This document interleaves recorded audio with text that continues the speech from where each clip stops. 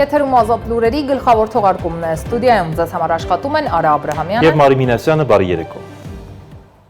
Հաշված ժամեր և 2024 թվականը կդառնա երկիր մոլորակի գլխավոր կառավարիչը, հաշված ժամեր և երկիր մոլորակի գրեթե 8 միլիարդ բնակչությունը մեկ տարի շարունակ կենթարկվի կանաչ վիշապին։ Ինչպիսին է վիշապը, որոնք են նրա լավ ու վատ կողմերը, մենք դեռ կհասցնենք բացահայտել, սակայն նոր տարին իր հետ բերում են նոր ակնկալիքներ, նոր սպասումներ, նոր հաղթանակներ։ Այն նաև եղածը գնահատելու և ավելի լավը դառնալու հնարավորություն է, ինչպիսին կլինի 2024-ը մեզ համար ցույց կտա ժամանակը, սակայն կանխատեսումները թողնենք աստղաբաններին։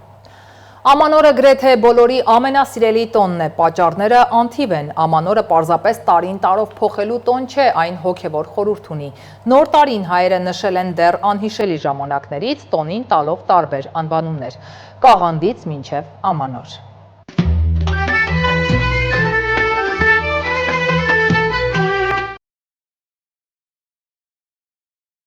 Հայերն ամանորը նշում են դեռ անհիշելի ժամանակներից։ Դարեր շարունակ ձգվող իր պատմության ընթացքում հայ ժողովուրդն ունեցել է 3 նոր տարի՝ կաղանդ, նավասարդ և ամանոր անուններով։ Հազարամյակների ընթացքում տոնը նշելու ժամանակը փոփոխվել, հետո առաջ է ընկել։ Կաղանդ բառը ծագել է լատիներեն claimed բառից, որը հայերենում ստացել է նոր տարվա առաջին օրվա նշանակությունը։ Այն տոնել են մարտի 21-ին գարնանային գիշերահավասարի օրը, որը նաև բնության զարթոնքի խորհրդանիշն էր։ Բոլոր գավառներում կաղանդը նշվում էր մեծ տոնախմբությամբ, տաճարներում տոնական ծեսեր էին կատարվում, որոնք ուղեկցվում էին աստվածներին զոհեր մատուցելով։ Հին հայկական ավանդույթում ամանորի խորհրդանիշը ոչ թե ձմեռ պապն էր, այլ կաղանդ պապը, ով հայտնվում էր գավազանով և ոչխարի մորթուց պատրաստված քուրքով։ Նա փոքրիկներին ոչ թե նվերներ, այլ ամանորի 7 խորհուրդ էր տալիս՝ փոխադարձ հարգանք, խաղաղություն, ազնվություն, իմաստություն, աշխատասիրություն, համեստություն և գոհունակություն։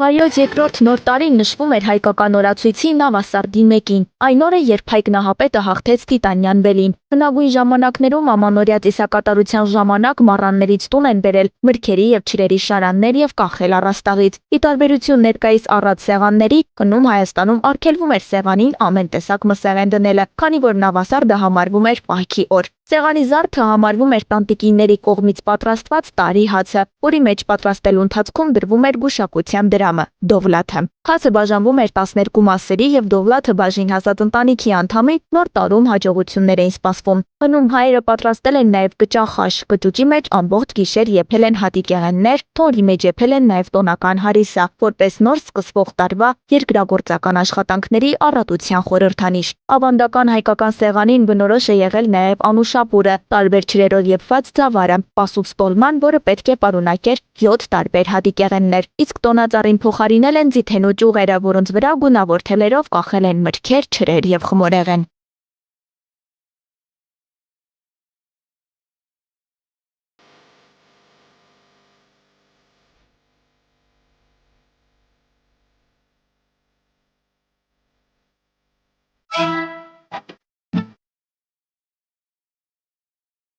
Հետագայում, երբ 1582 թվականին Հռոմի Գրիգոր 13-րդ պապը տոմարական նոր բարեփոխումներ կատարեց, համաշխարհային օրացույցում հունվարը ընդունվեց որպես տարվա առաջին ամիս, իսկ տարվա առաջին օրը նոր տարի, նվիրված հռոմեական Յանուս աստծուն։ Հունվարի մասին պահպանվել է հետևյալ ավանդությունը. վեճ է եղել, թե տարվա առաջին ամիսը սկսել Յանուսից թե Մարսից։ Յանուսը համարվել է խաղաղության, իսկ Մարսը պատերազմի աստված։ Վիճաբանությունը ավարտվել է նրանով, որ մեծամասնությամբ որոշվել է նոր տարվա առաջին ամիսը սկսել Յանուսից, այն ակնկալությամբ, որ ամբողջ տարին խաղաղ կլինի։ Հայաստանում պետականության բացակայության պայմաններում հայոց եկեղեցին պաշտոնապես 18-րդ դարում Սիմեոն Երևանցի կաթողիկոսի հրահանգով հունվարի 1-ը ընդունել է որպես նոր տարվա առաջին օր։ Այդ ժամանակից սկսած աստիճանաբար ամանորը նշելու ավանդույթները փոփոխության ենթարկվեցին։ Ձիթենու ճյուղերին արդեն փոխարինեցին մշտադալար բույսերը և տոնածառերը։ Հայաստանում աստիճանաբար սկսեց զարգանալ մի մշակույթ, որտեղ մարդկանց տներն ու այգիները տները, նույնիսկ փողոցներն ու խանութները զարդարվեցին տարբեր գունավոր լույսերով, ամանորյա զարդարանքով։ Նոր տարին նոր շունչ ու գույն մտցրեց հայերի կյանքում, այն նշում են եվրոպական տարբերակով։ Այժմ ամանորը հայերի ամենասիրելի եւ սպասված տոներից է։ Մենք հայերս ամանորին սկսում ենք պատրաստվել դեռ դեկտեմբերի սկզբից, զարդարելով տները։ Չնայած բազմաթիվ փոփոխություններին, այսօր էլ հայկական ընտանիքներում պահպանվել են որոշ ավանդույթներ։ Չնայած հին ուտեստները փոխարինվեցին նորերով, այնուամենայնիվ որոշները պահպանվեցին։ Օրինակ, հայկական գաթան, աղանձը եւ խաղողի թփով տոլման։ Սովորաբար ամանորը Հայաստանում դիմավորում են ընտանիքի հետ։ Մինչև օրս էլ Հայաստանի որոշ շրջաններում տոնական տարեհաց են պատրաստում։ Իհարկե, սեղանից անպակաս են գինին ու կոնյակը։ Մեր համազգային գեղեցիկ տոներից մեկը ամանորը նորակնկալիքների, հույզերի, խոհերի եւ բարեմաղթությունների խորհրդանիշ է։ Գալիք 2024 թվականը թող լինի խաղաղ գոյակցության, զարգացման ու բարգավաճման տարի։ Ռիտա Մնացականյան, Free News, Ազատուրեր։ Ամանորի գլխավոր զարդը տոնածառը աշխարհի տարբեր անկյուններում տարբեր կերպ է զարդարվում։ Աշխարհի ամենաարտասովոր եւ շքեղ տոնածառների մասին ներկայացվող տեսանյութում։ Ավանդույթի համաձայն աշխարհի բոլոր քաղաքներում ամանորին ընդառաջ տեղադրում են տոնածառ, հանդիսավոր արարողության վառում լույսերը։ Տարբեր քաղաքներ առանձնանում են արտասովոր եւ շքեղ տոնածառներով։ ԱՄՆ-ի ամենահայտնի տոնածառը Նյու Յորքի գլխավոր եղևնին է, որը ամեն տարի ամանորին ընդառաջ տեղադրվում է հայտնի Ռոքվելեր կենտրոնի երկնաքերի մոտ։ Այստեղ առաջին անգամ տոնածառ տեղադրվել է 1931 թվականին։ Նյու Յորքի գլխավոր տոնական եղևնու առաջին հեղինակները եղել են բանվորները։ Նախկինում Նյու Յորքի գլխավոր տոնածառը բավականին փոքր էր, սակայն տարեստարի փոխվել են քաղաքի ամանորյա գլխավոր զարդի չափսերը։ Այս տարի ԱՄՆ-ի ամենաբնակեցված քաղաքի գլխավոր տոնածառը բերվել է Վեսթալ քաղաքից։ Նորվեգական եղևնին 24 մետր բարձրություն եւ 12 տոննա քաշ ունի։ Այն զարդարելու համար պահանջվել է մոտ 8 կիլոմետր զարդանախ շղթա, բաղկացած ավելի քան 50,000 երկներանք լույսերից։ Եղևնու գագաթին ավելի քան 400 կիլոգրամանոց բյուրեղապակյա աստղն է զարդարված Swarovski ֆիրմայի 3 միլիոն բյուրեղներով։ Աշխարհի ամենատպավորիչ տոնածառների շարքին է դասվում նաև Փարիզի Գալերիա Լաֆայետ առևտրի խոշոր կենտրոնի ամանորյա եղևնին։ Այս տոնածառի զարդարանքը ամեն տարի լիովին փոխվում է եւ երբեք չի կրկնվում։ Այն հիասթում է զբոսաշրջիկներին եւ Փարիզի բնակիչներին, մշտապես արտասովոր ու շատ թանկ զարդարանքով։ Այս տարի Գալերիա Լաֆայետի տոնածառը զարդարել է Ատելիե Բորդիլատ ապրանքանիշը։ Բացի տոնածառի խորհրդանշական խաղալիքներից, ձմեռ պապը թափանցիկ տիեզերազգեստով թռչում է եղևնու հարևանությամբ։ Ամենաարտասովոր եւ շքեղ տոնածառների շարքին է դասվում նաև բրազիլական Ռիո դե Ժանեյրո քաղաքի գլխավոր եղևնին, որը տեղադրված է ոչ թե ցամաքի, այլ ջրի վրա, Լագոա Ռոդրիգո դե Ֆրեյտաշ լճի վրա։ Ռիոյի գլխավոր տոնածառը պատրաստված է մետաղական կոնստրուկցիաներից, զարդարված է բազմաթիվ լամպերով եւ լուսավորող այս սարքերով, որոնց շնորհիվ ֆանտաստիկ լուսային շոու է ցուցադրվում։ Ռիոյի շքեղ տոնածառի վրա նաև տեղադրված է հատուկ սարքավորում, որի միջոցով սուր ծննդյան մեղեդիներ են հնչում, ինչն ավելի տպավորիչ է դարձնում ամանորյա գեղեցկուհուն։ Նարեկ Արուշանյան, Free News, Ազատ լուրեր։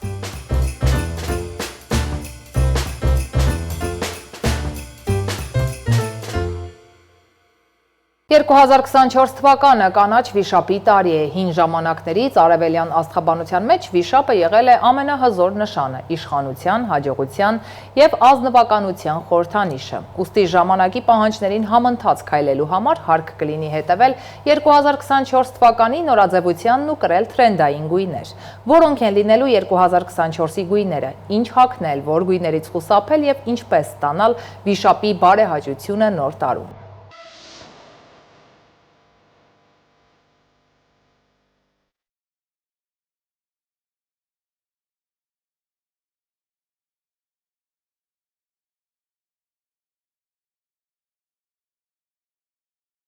«2024-ը նոր մարտահրավերների հաղթահարման տարի է, ուստի կարող եք փորձել ռիսկի դիմել եւ հանդես գալ բոլորովին այլ ոճով։ Կիսաձև զգեստ, աչք շոյող աքսեսուարներ, ընդգծված զարդեր, արտասովոր պրինտներ։ Հունվարի 1-ի գիշերն իդեալական ժամանակ է ներկայանալու ձեր ամբողջ փառքով ու հմայքով, քանզի տարվա գույները խոստանում են օժտել համարձակություն եւ ինքնավստահություն։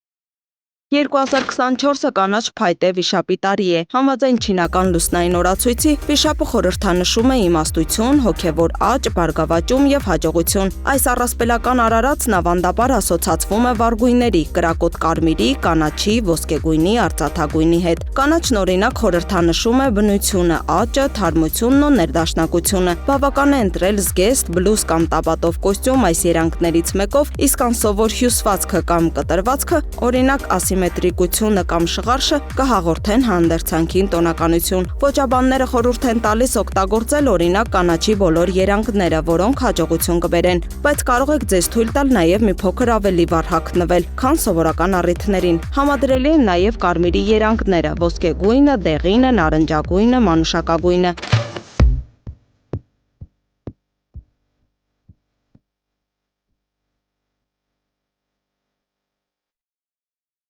Սեկվիններ, ռինստոններ եւ մելատիկ էֆեկտ։ Այս բոլոր լուծումները 2024-ին թրենդային են։ Անկախ դրանից հավատում եք աստղագուշակությանը եւ արևելյան օրացույցերին, թե ոչ, հաջորդ տարվա կենդանին վիշապը կարող է հագուստի գաղափարների ոգեշնչման հիանալի աղբյուր լինել։ 2024-ի գույնը խոստանում է հզոր եւ լայն հնարավորություններ։ Նորաձև լինել նշանակում է հետ չմնալ հասարակությունից եւ հետեւել ժամանակի պահանջներին։ Այն ենթադրում է լինել տարբերվող ու ինքնատիպ։ Նորաձևությանը եւ վերջին տենդենսներին այսօր հետևում են շատերը։ Թրենդային լինելու համար ոճաբանները խորհուրդ են տալիս կրել քեժուալ հավաքածուներ, բնական երանգների գունաբնակով։ Ժամանակակից նորաձևությունը բազմաժանր է՝ դասական սպիտակից մինչև համարցակ ու վառ կարմիր։ Տարվա թրենդներում նկատվում է գրավող դետալների ոճ, որը համալրում է երեկոյան հագուստների հավաքածուները։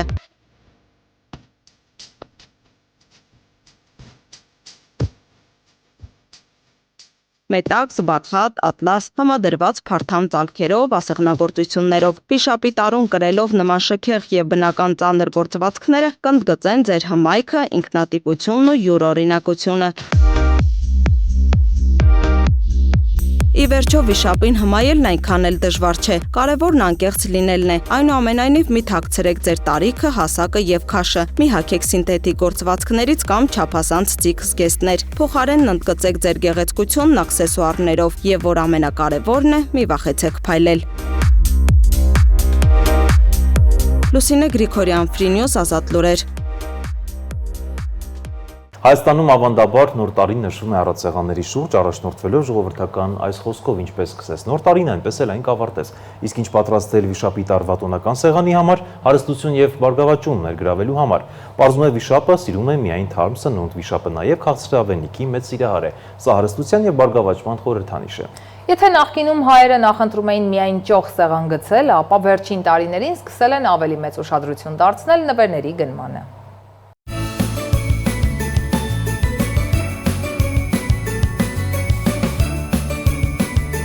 Հայերը սիրում են դիմավորել ամանորը ճոխ սեղանների շուրջ։ Այս տարին եւս բացառություն չէ։ Դեկտեմբերի սկզբից արդեն մեկնարկում են ամանորյա գնումները։ Մեգամոլի փոխտնօրեն Նունե Խերիբեկյանը նկատում է, ինչպես ամեն տարի, այս տարի էլ մարդկանց հոսքը բավականին շատ է։ Նախորդ տարվա համեմատ այս տարի հոսքը մոտ 20% ավելի է։ Տարեց տարի հոսքը էլ ավելի շատանում է։ Դեկտեմբեր ամսվա երկրորդ կեսից սկսվում է մեր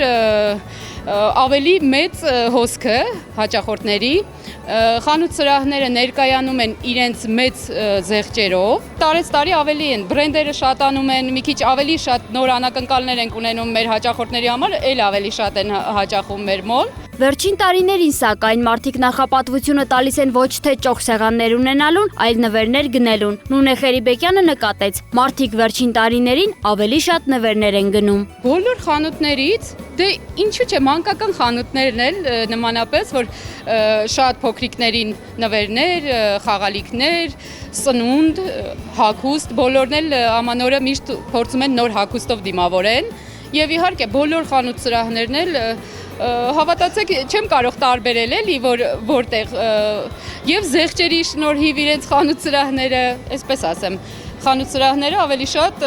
իրենց զեղչերով կարող են գրավել մեր հաճախորդին։ Դեկտեմբերի երկրորդ կեսին հատկապես խանութները լեփ-լեցուն են լինում, իսկ ոչ աշխատանքային օրերին ու ժամերին մեծ հերթեր են առաջանում։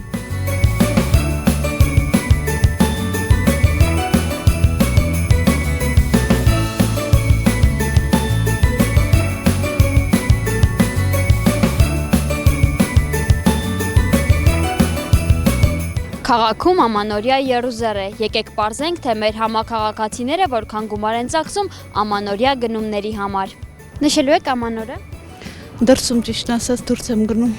Իսկ ընդհանուր որքան գումար եք ծախսելու ամանորյայից։ Ճիշտ ասած շատ է ծախսերը, բայց տենց է, որ այդ նույն ծախսով գնում եմ Մոսկվա։ Ամեն տարի էլ ոնց որ միշտ անում ենք, բայց տենց ուրախություն չկա այս տարի, ես տխուր եմ։ Պատերազմի մեր զինվորների համար ոչինչ չեմ ուզում անել։ Տոնածառն միայն կդնեմ իմ աղջկա համար։ Այդքանը ուրախություն չկա հաստատ։ Իմ բոլոր բարեկամները դուրսն են, արտասահմանում են, ես մենակ եմ եւ որոշել եմ չնշել։ Իհարկե նշել եմ, որ ոչ, այսպես բամպեզն է, նվերներ չեմ առնելու։ Մեր երեխաները բոլորը դրսում են։ Իսկ ծախսը մինիմում չեմ կարող ասել։ Մինիմում։ Ես ճոխ նշելու առիթ չեմ տեսնում առանձնապես։ Իհարկե։ Իսկ որքան գումար եք ծախսել ամանորի համար։ Մոտավորապես մի 100,000-ի կարգի ռուբլի։ Ես նախընտրում եմ ընտանիքով նշել, որովհետև այդ տոնը ընտանեկան տոն է համարվում։ Ընտանիքիդ հետ միասին, երեխաներիդ հետ միասին ուրախանալ եւ ուրախացնել։ Նոր մնացածին բարեկամներով, տատիկներով, պապիկներով։